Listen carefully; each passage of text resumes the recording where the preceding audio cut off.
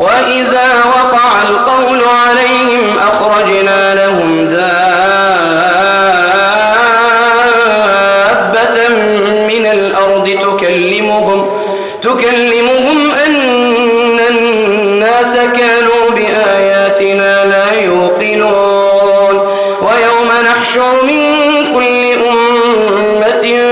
فوجا ممن يكذب بآياتنا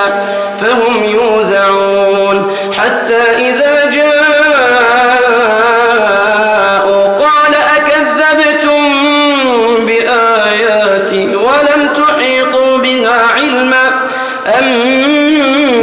ماذا كنتم تعملون ووقع القول عليهم بما ظلموا فهم لا ينطقون ألم يروا أنا جعلنا الليل ليسكنوا فيه والنهار مبصرا إن في ذلك آيات لقوم يؤمنون ويوم ينفخ في الصور ففزع من في السماوات ومن في الأرض إلا من شاء الله وكل أتوه داخرين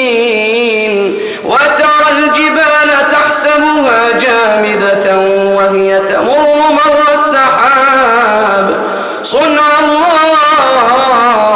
صنع الله الذي أتقن كل شيء إنه خبير بما تفعلون من جاء بالحسنة فله خير منها وهم من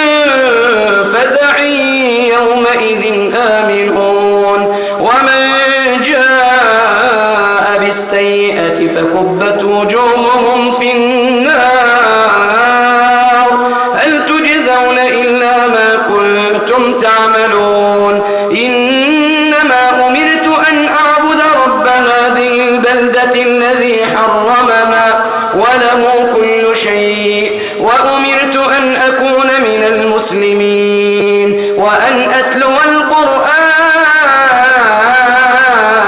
فمن اهتدى فإنما يهتدي لنفسه ومن ضل فقل